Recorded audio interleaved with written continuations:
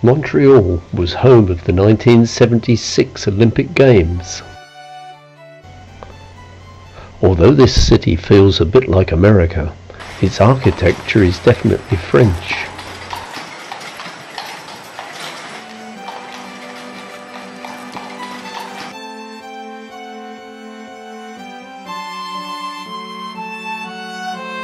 They have a modern business centre and a unique transport system that includes coin-operated rental bicycles.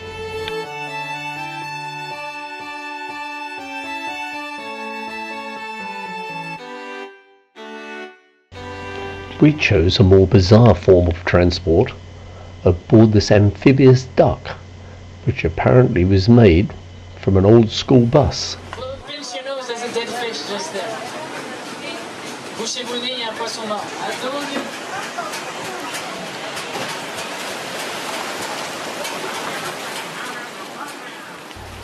We were somewhat relieved to find that this old thing actually floats.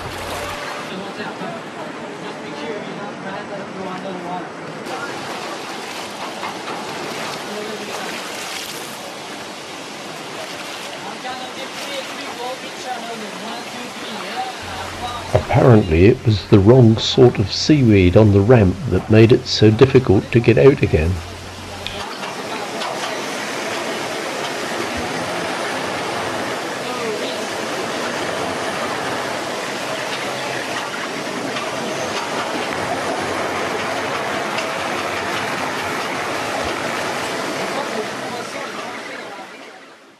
Guy Laliberti took these amazing shots during his trip to outer space.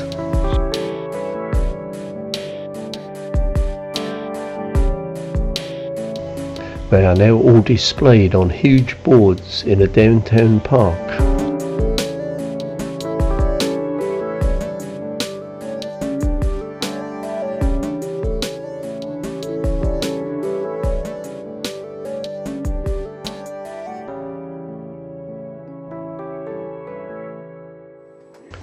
We now make our way north to Quebec, which is the political centre of Canada, although very French. Their Parliament building is decorated with sculptures commemorating the First Nation people. For some reason they seem to delight in painting murals all over their buildings.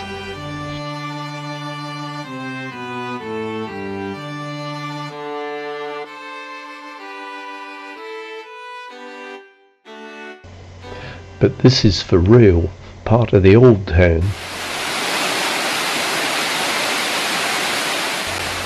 We round off our visit to Quebec with a visit to the famous Montmorency Falls.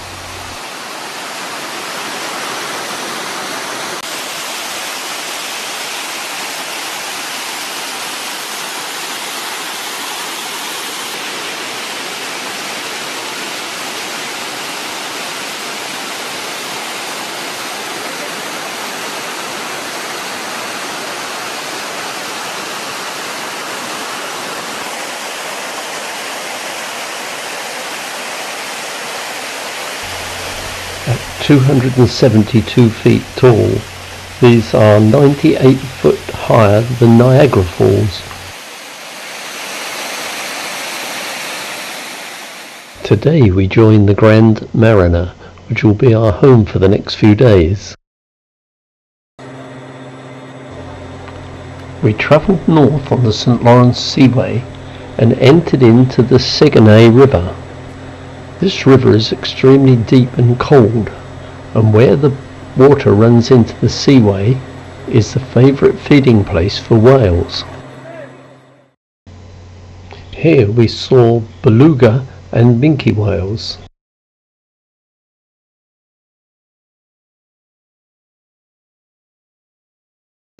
Whilst being watched by inquisitive seals. Heading south again, we enter the first sea loch on the St. Lawrence.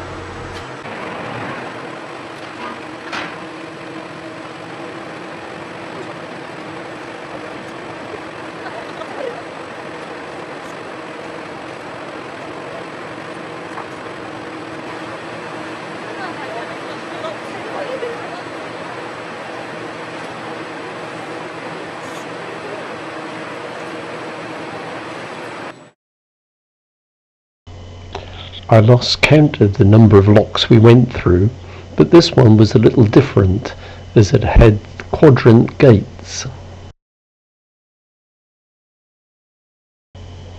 The pile of sections in the background can be craned in to form a cofferdam during lock maintenance. We've just crossed the border from Canada into the USA. We sail on through the Thousand Islands to the Great Lake, where we head for the Oswego Canal, through Onega Lake to Little Falls. As the bridges in the canal system are quite low, the superstructure on our vessel has to be lowered. This seems to be quite an involved operation and takes about 2 hours.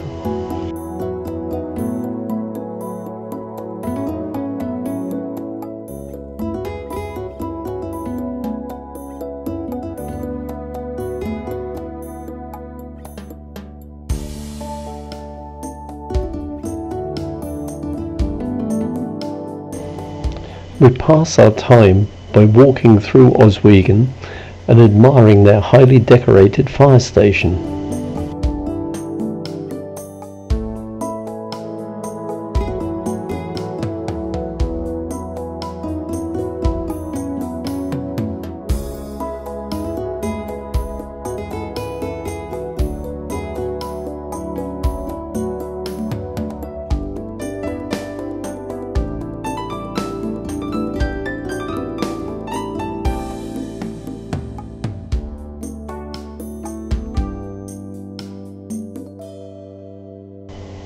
Eventually we reach the Erie Canal. This tranquil stretch of water is lined with coloured changing foliage, and the only disturbance is our wake.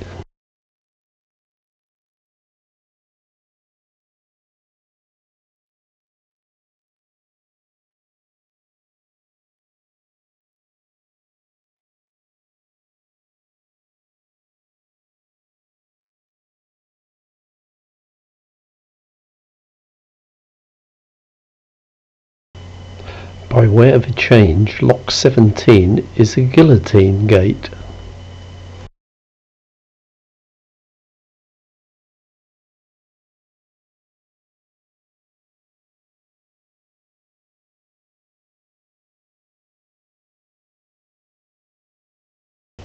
The misty mornings on the water are particularly appealing.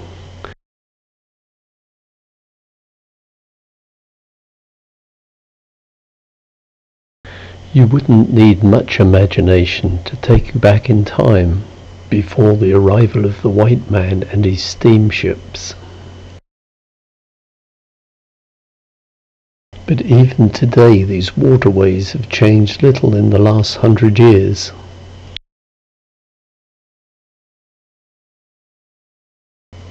We're now leaving the canal system and joining the mighty Hudson River.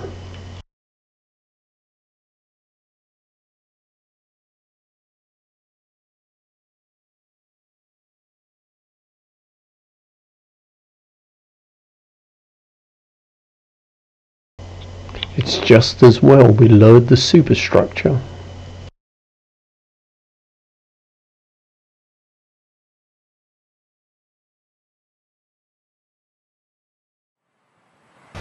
This weir marks the last lock on our adventure. Because of its strategic importance, this lock is run by the military, as it would stop ships sailing further up the Hudson River.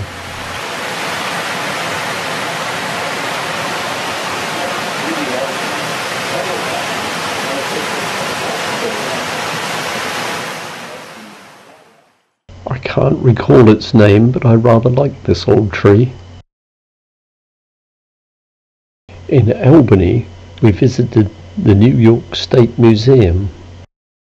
It would have taken days to see the entire collection.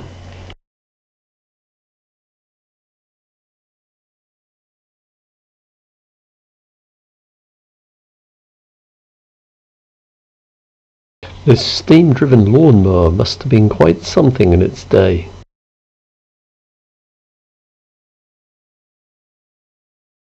Back on the Hudson River, we begin to see some high-speed traffic.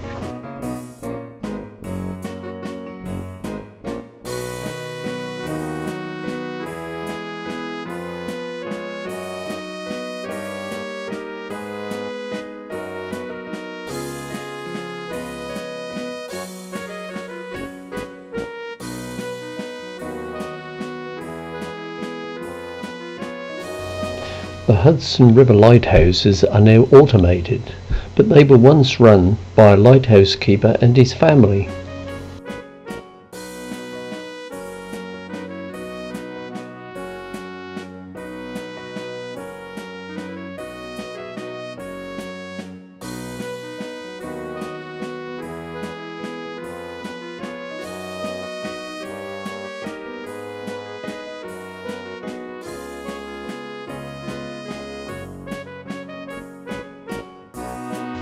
We pass this derelict floating dock, or should I say sunken dock, on our way to the Maritime Museum.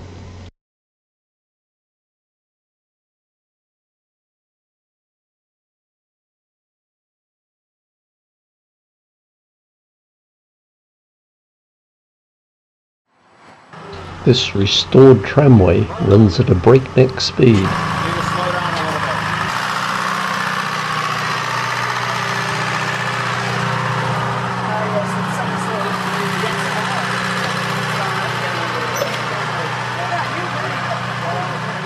Some of the more traditional wooden houses are beautifully preserved.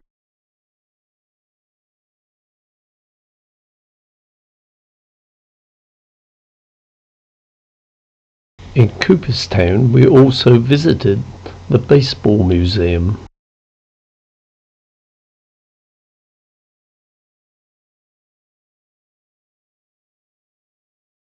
Across the river, we saw the Vanderbilt's mansion.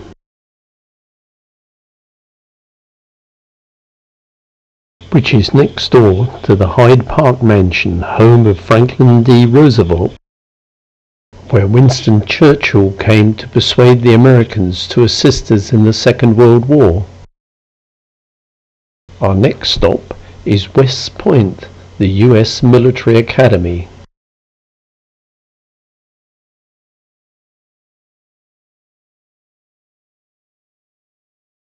This beautifully maintained complex is steeped in American military history. This is a section of the mighty chain that was once stretched across the river here to stop our British ships from proceeding up the Hudson. Not everything in America is bigger than England, but I must say the length of these trains is quite impressive.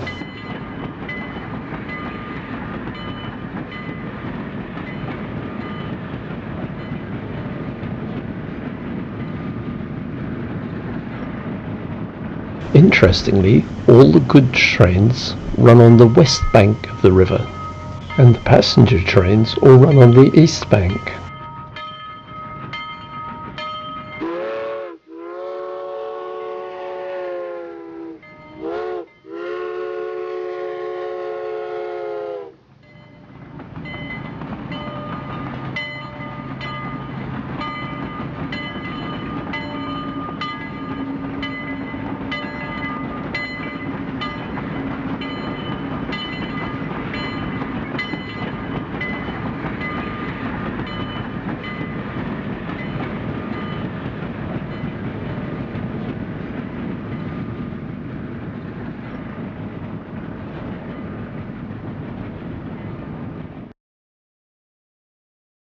Bulk cargo is also shifted in these huge barges pushed by powerful tugboats.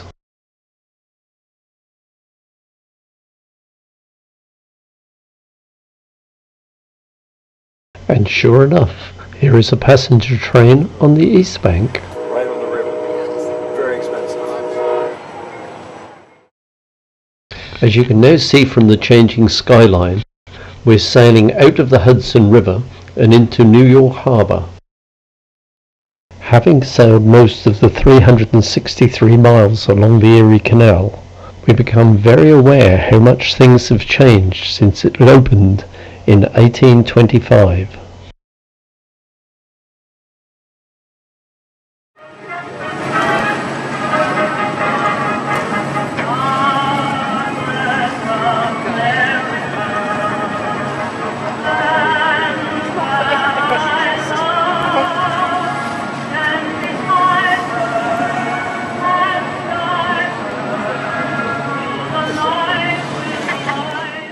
The cheesy music is coming from the tour boat we're passing.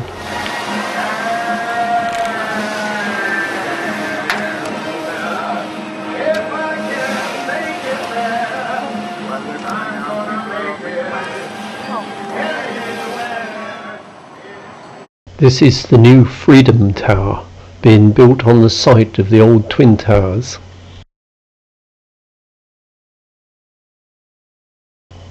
This is the new harbour fireboat, and the hull was made with steel recovered from Ground Zero. It can only happen in New York, but this is a 4-story golf driving range. Sadly, this is not my boat.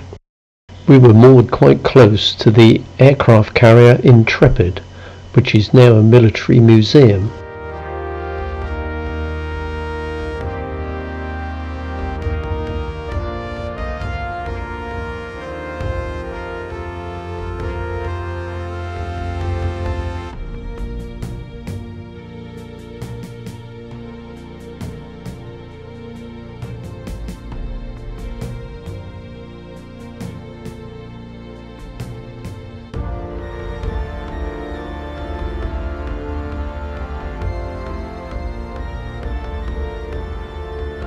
The sheer scale of this vessel is incredible, although this vast deck must look like a small runway when you're trying to land on it.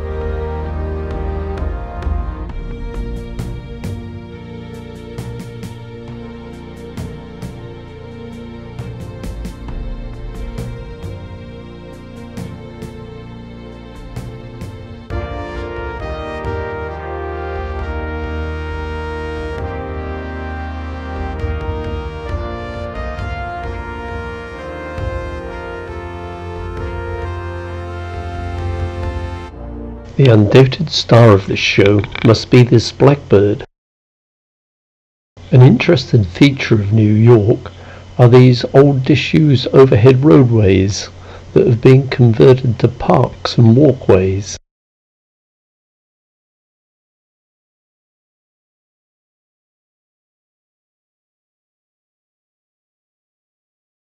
We tried to visit Ground Zero, but apparently you have to make a booking 2 weeks in advance. The serenity was somewhat shattered by a noisy demonstration going on across the street.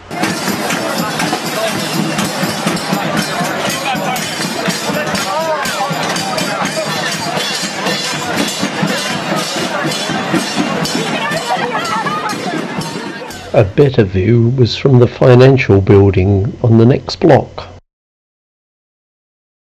We have just enough time for a quick look at Central Park, and then we must travel home.